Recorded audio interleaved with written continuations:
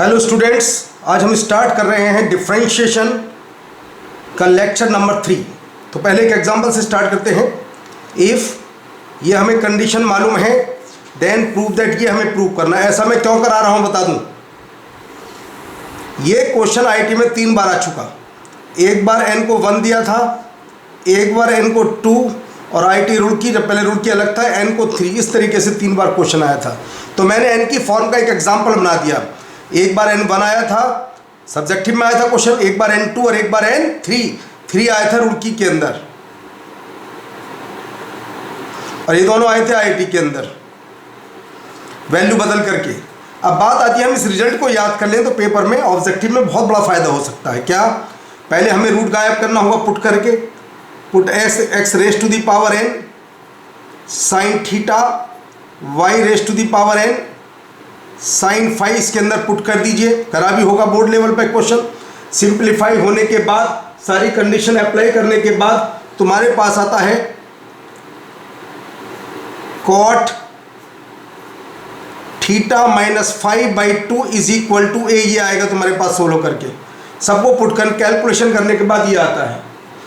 तो theta minus 5 हो जाता है 2 कॉट इनवर्स ए। अब यहाँ पर थीटा और फाई की वैल्यू ये है sine inverse x raise to the power n minus sine inverse y raise to the power n is equal to 2 cot inverse a। बस अब दोनों साइड का डिफरेंशियल। तो इस रिजल्ट को याद कर लेना, बहुत ज़्यादा फायदा होने वाला है। अगर पेपर में आता है बस n की वैल्यू पुट कराएगा तुमसे, और कुछ नहीं कराने वाला। तो तुम्हें अगर रिजल्ट याद है टाइम बचेगा, वरना टाइम तुम्हारा 1 मिनट एक्स्ट्रा लग जाएगा अगर तुम वहाँ सोल्व करने बैठोगे तब। dy/dx equal to 0। तो लीजिए dy/dx आ जाता है x raise to the power n-1 upon y raise to the power n-1 root 1 minus y raise to the power n upon 1 minus x raise to the power 2n। जो हमें चाहिए वही आ जाता है। तो ये क्वेश्चन, ये एग्जाम्पल बहुत ज़्यादा इंपॉर्टेंट है। मैंने बताया था आईटी में 3 बार यूज हुआ है। आईटी में एक बार n1 आया था, जो तुम्हारी बोर्ड की बुक्स में भी होता है, उस पर आईटी नहीं लिखा होता। तुम्हें लगता है कि बोर्ड का क्वेश्चन आईटी में है। और एक बार n को 2 और एक बार n को 3 रुड़की के अंदर, जब आईटी के अंदर रुड़की नहीं था, जब रुड़की अलग था 2000 से पहले। अब कंडीशन मैं इसके अंदर स्टार्ट करने जा रहा हूँ article, derivative of A parametric function.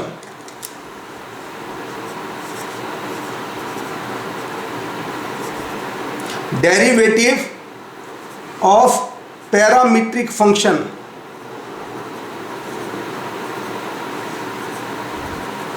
बहुत इंपॉर्टेंट है, क्वेश्चन आने के चांस सबसे ज़्यादा होते हैं और गलत होने के चांस भी सबसे ज़्यादा होते हैं। दोनों बातें हैं इसके अंदर। पैरामीट्रिक कैसे? सपोज कीजिए x is equal to ft और y is equal to gt लिखा है। t क्या है? t is variable. वेरिएबल मतलब ये कांस्टेंट नहीं है। और पैरामीटर, पैरामीटर कहते हैं जो वेरिएबल नंबर हो, कांस्टेंट ना हो। अगर t कांस्टेंट हो तो x भी कांस्टेंट हो जाएगा, y भी कांस्टेंट, मतलब t is variable, t parameter है। अब ऐसे फंक्शन का dy/dx कैसे निकालते हैं? तो dy/dx का फॉर्मूला होता है dy/dt upon dx/dt। dy/dt t के रेस्पेक्ट में डिफरेंशियल g' और नीचे का आता है f'। अब मुझे निकालना है डबल डिफरेंशियल d2y/dx²। बस केवल और केवल एक फॉर्मूला ये होता, और कोई फॉर्मूला नहीं होता। जनरल सब समझते हैं d2y/dx², जिसको पहले स्टार्टिंग में कुछ नहीं मालूम वो ये गलती कर सकते हैं। d2y/dt² upon d2x/dt²। तो ये कोई फॉर्मूला नहीं है, ये कोई फॉर्मूला नहीं है। इसका हमें डायरेक्ट डिफरेंशियल करना होगा। कैसे? d अपॉन dx और dy/dx ऐसे लिख लीजिए पहले। d अपॉन dx और अंदर g' अपॉन f'। अब मुझे इसका डिफरेंशियल करना है। अंदर t है, बाहर x है। तो मैं एक काम करता हूँ, बाहर dt लगा देता हूँ। जब पीछे किया थोड़ी देर पहले, g' अपॉन f' और dt/dx बाहर लिख देता हूँ। अब इसमें कोसेंट रूल लगा देता हूँ, एफ डैश टी का होल स्क्वायर। केवल और केवल ऐसे ही करना होगा एग्जाम में तुम्हें डबल डिफरेंशियल, और कोई इसके अलावा कोई मेथड नहीं, कोई फॉर्मूला नहीं होता। और D T by D X by D T का उल्टा 1/f डैश टी।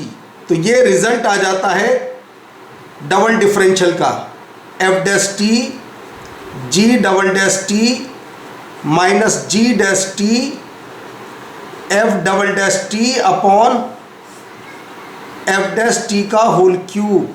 ये है G D two Y by whole cube आ जाएगा नीचे, कोसेंट में स्क्वायर होता है, यहाँ पर क्यूब आता है। तो ये है पैरामीट्रिक फंक्शन का डिफरेंशियल करने का प्रोसीजर।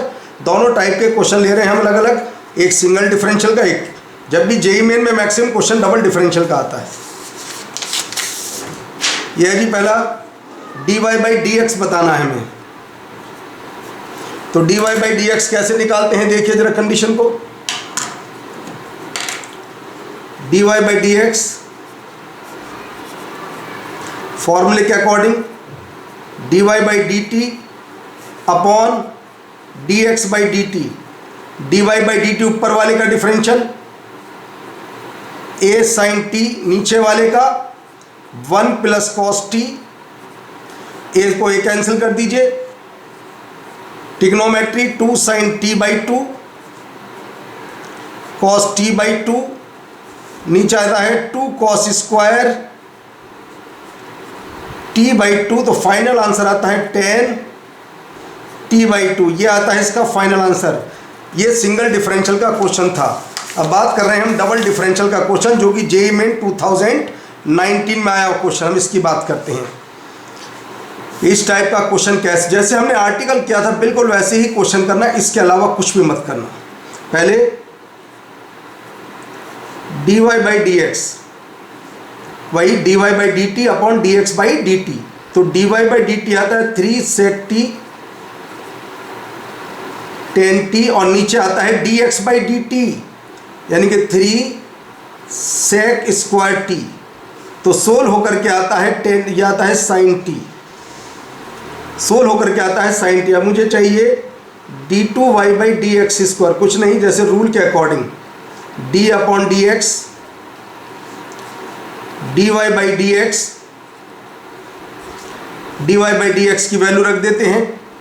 यह जी साइन टी, अंदर टी है तो बाहर भी टी होना चाहिए, D upon D T sine T into D T by D X का मल्टीप्लाई, और साइन टी का डिफरेंशियल कॉस टी, और D T by D X by D T का उल्टा, D X by D T का उल्टा 1/3 sec square T.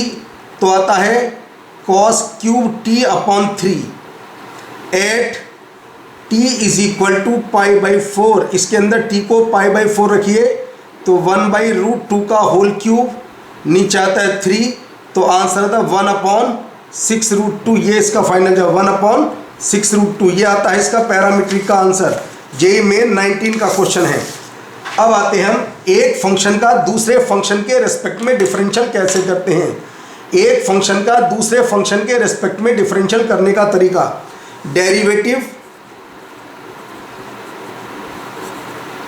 Derivative of F x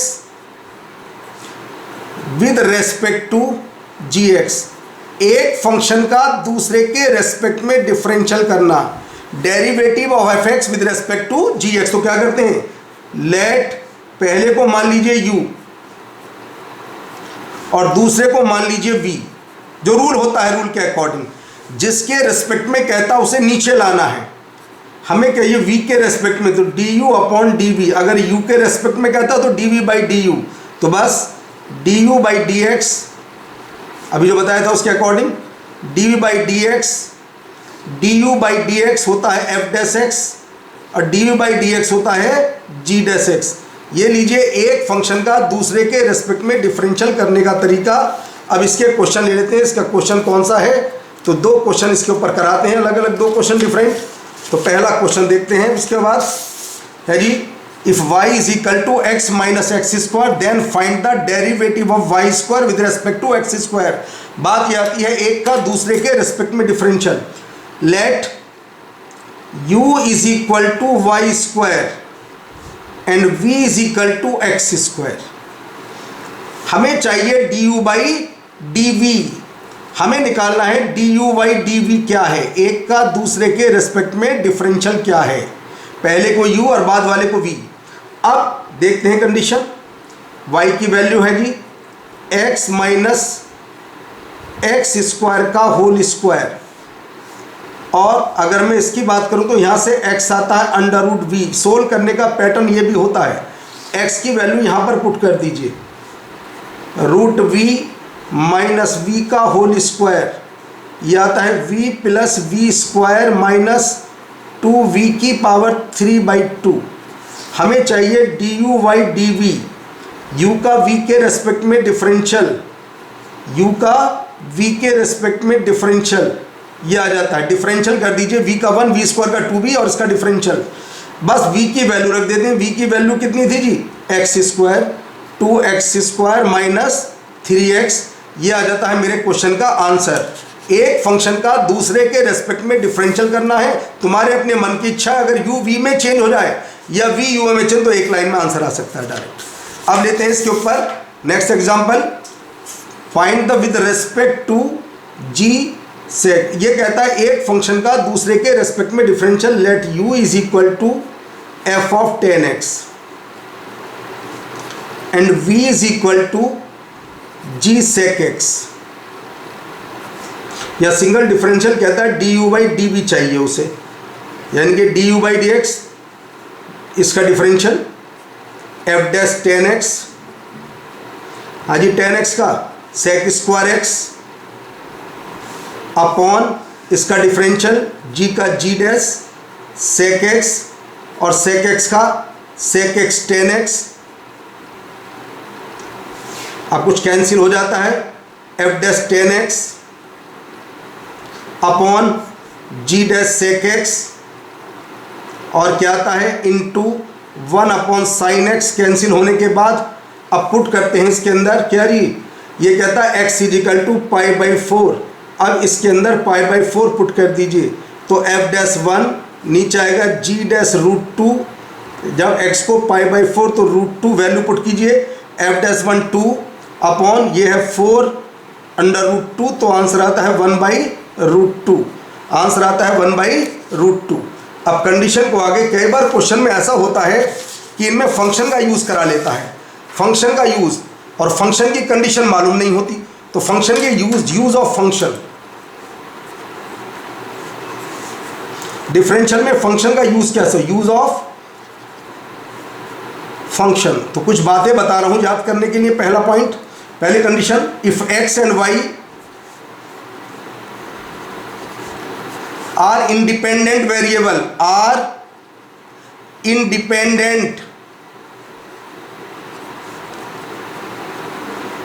मतलब तुम x और y की वैल्यू कुछ भी, ये इंडिपेंडेंट है, कुछ भी कर सकते हो। तो कंडीशन है इफ, ऐसा एक क्वेश्चन मैक्सिमम ऐसा आता है, fx plus y fx into f y, अगर ऐसा हो तो डायरेक्ट fx को लिख देना a की power kx, where k is constant, k is constant, फटाफट लिख देना, कुछ नहीं करना। सोल्व करोगे तो कम से कम 2 मिनट खराब हो जाएंगे पेपर में, फंक्शन के आर्टिकल की बात है ये। एक ये बनता है, मैक्सिमम सारे क्वेश्चन इन्हीं कंडीशन के ऊपर, fx प्लस एफ वाई, ये ऐसा लगता है जैसे लॉग का केस हो। स्टूडेंट गलती क्या करते हैं, लॉग तो अप्लाई कर जाते हैं पेपर के अंदर, मगर कोई कांस्टेंट नंबर लगाना भूल जाते हैं, k is constant, k is constant, k होगा कांस्टेंट।